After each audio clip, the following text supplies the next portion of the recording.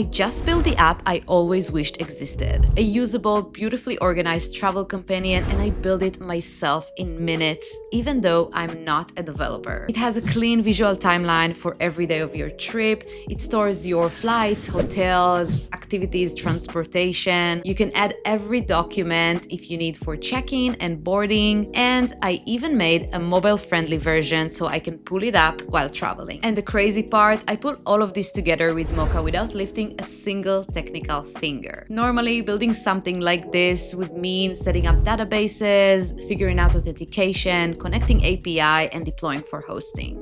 Mocha removes all of that. No connecting multiple services, no learning complex interfaces, just a simple, intuitive conversation with AI that builds everything for you. And if none of that technical stuff means anything to you, that's completely fine. Mocha is literally made for real people like us who have ideas but are not technical. So in this video, I'm going to show you how I built my entire travel app from scratch and how you can build something too, even if you're not technical. So let's jump right in. So let's get started with Mocha. I'm on their website, and to start building your app, you will need to sign up first. I already have an account, so I will just log in to get started. And here is the main dashboard. You can see my previous experiments building apps with Mocha. I actually like that they chose to display it as a simple list like this. It helps me see exactly which projects I currently have and gives me a nice overview of what I'm working on in this account. But today we're starting from scratch. To create a new app, click this button up here, and now we'll paste in our first prompt explaining what we want to build. So basically, I want to build a smart travel planning app. I want the app to help users organize their travel bookings like flights, hotels, activities, and transportation, all in one place. You know how when you travel, you book different things like flights or hotels or tours, and they all get scattered across emails or different apps. I wanted to solve that. The idea is to have one specific place where all your bookings are collected with a clear timeline and all the details you need. So you can just pull it up on your phone at the right moment instead of scrolling through emails or searching under pressure when you need a ticket. So I used ChatGPT to help me write the prompt for the app, and I highly recommend doing the same. Don't just start here in Mocha, start with ChatGPT first, explain what you want, build up your app idea with its help. And then come here to Mocha when you have a clear, focused prompt to start with. Because obviously, ChatGPT is better at writing prompts than we are, so why work hard when you can get help from AI? By the way, I made a separate video where I talk about lessons I've learned from my experience using no-code tools, so if you want more background, go check that out. Anyway, let's quickly go over the prompt. I asked for Google authentication, which Mocha makes really simple. Then I described the dashboard I want and the trip page with a timeline view. I specified all the fields users should see when creating or editing a trip, and I asked for support for multiple timeline views like list, calendar, and grid. And of course, I made sure it's mobile responsive so users can use it on the go. All right, now let's send this to Mocha and see what it builds for us. All right, so while it's building the app, let me go over the layout here so you better understand your options. Here is the chat panel. You can see the agent working, and you can also collapse this panel if you need to.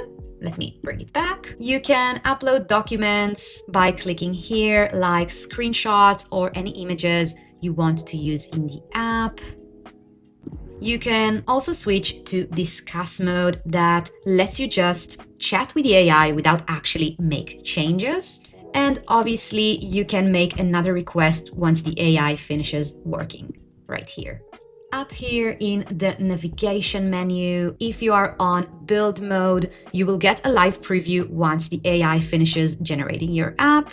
You can click back to return to the previous screen inside your app's flow. Click home brings you to your app's homepage, and refresh reloads the current preview. You can toggle direct edit mode here to change small things like text quickly without asking the AI. You can show logs. It's very useful if you're debugging. And you can also use full screen preview or switch to mobile preview to see how the app looks on phone.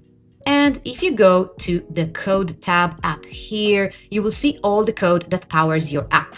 Now, if you're not technical, don't worry, you don't have to touch this at all, but just so you know, it's here, it's accessible. So if you ever want to consult with another AI or a developer, you can come here and copy any code snippets you need. All right, so let's see if it's ready. I will click on build, and yes, our first version is ready. So let's take a look at what the AI created and quickly see what we want to keep and what we want to improve. All right, I already love what I'm seeing. This is the login page of the app. The only problem I can spot here is that the G is a little bit cut off. I don't know why, but we can ask the AI to fix it later, maybe to move it a little bit up. I can see it also wrote the perks you get if you sign up with the app. And let's sign in with Google. Now I'm on the main dashboard. I can see it says my trips, and I can click here to create my first trip. Let's just add all the details quickly. I'll add summer in Greece. Let's do destination Greece, and I'll just randomly put details here. All right, and I can add a cover image. Let me just pick this nice image from Greece and click on create trip. Now I can see my trip right here. I see that it added a title and the location and also the dates. I love it. Let's click on it. Now I see the cover image with the trip info, although I don't see the trip dates here. So maybe I should ask the AI later to add that to the trip view as well, because it's kind of important. I see there's an edit button up here, which is great. Let me see. I can edit all the fields I entered at the beginning, and I can also click on delete if I want to remove the trip, but let's just exit it for now. I can switch to calendar view, which is super nice. I love it, and also grid view. But let me add some bookings so we can better see how everything works. I will click on add bookings, and now let's see if I change from flight to hotel. I will have different fields here. All right, so let me add some bookings so we can better understand it, and I don't want to waste your time, so I will fast forward it and I will see you on the other side.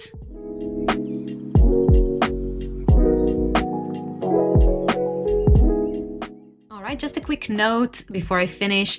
I noticed that the flight date is here under all these information fields, so maybe I should also ask the AI to move it from here to be under the title, because flight date is the most important thing here, and it doesn't make sense that I need to add it last.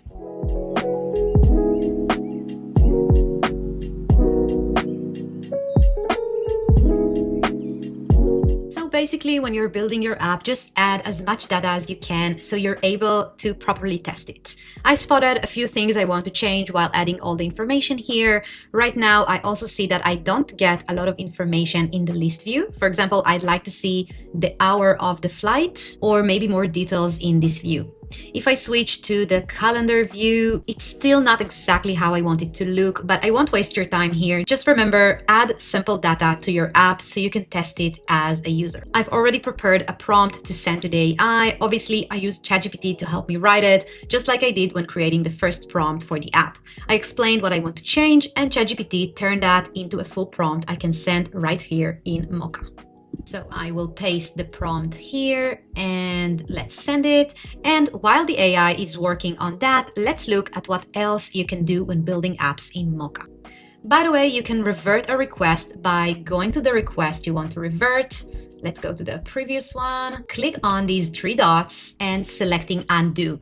I believe that I cannot see it because that's the first request I've sent, but usually when you click on these three dots, you will have the option to revert the request, and that will bring your app back to the state it was in before that request. So don't worry, it's totally possible to go back if you made a change and you changed your mind. Okay, now let's go to the data tab up here. Here I can see all the data fields and tables used in the app I created. So just so you know, if this is your first time using a no-code builder like this, Mocha has something really helpful. The data is already built into the tool. You don't need to connect an external database. It's much more convenient to manage everything in one place. So if you're not a technical person, that's totally fine. The data section is very easy to use.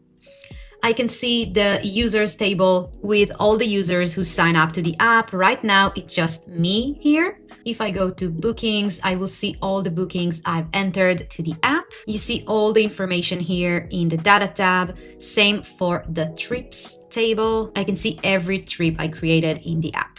It's super helpful to have all the data right here inside Mocha and not connect an external extra tool to the AI builder. You can also manually add new data records by clicking new and then filling out the relevant fields. You can also click on these three dots and select Reset Data to wipe all your test data and start from scratch, which I've done a lot while building apps here. It can be very, very useful. Hold on a sec, I need to share something with you. If you ever got stuck, confused, or frustrated with anything I teach here on my channel, send it to me. I opened a special inbox for that, and once a month I will pick one message and fix it publicly. So if you have complaints, send them to me. And if you're not subscribed yet, you can feel free to click on this little button down there. Now, just before I preview the changes that the AI made to my app, let's go over a few important settings you should know about in the Settings tab. Here you will find some basic app settings, and later I will show you more advanced ones like connecting your app to a payment provider, but we will get to that in a minute. So on the first page of settings, you can change your project name, write a description for your app, and preview the image that shows when you share your app link. You can change this image from here directly, but you can ask the AI to change the share preview image and attach the one you want in the chat. If you make any changes in this section, make sure to hit save, and after that, don't forget to publish the app to apply those changes. On the left, you will find the Assets tab. That's where all the documents you've uploaded to the chat are stored, and you can also upload new assets from here directly. Under Publishing, you manage your domain settings. By default, Mocha gives you a random subdomain, but you can customize it by changing the name here. It still ends in .mocha.app, but you can also connect your own custom domain. We will see that in a second. In the Secrets tab, you will find all the API keys and tokens used by your app. So for non-technical people here, if I want to use ChatGPT or any other AI service inside the app, I will need to connect it with an API key through this section. It's not complicated at all. Mocha will basically ask you to do it via chat when needed and give you some easy-to-follow instructions. Anyway, I will show you an example of that soon.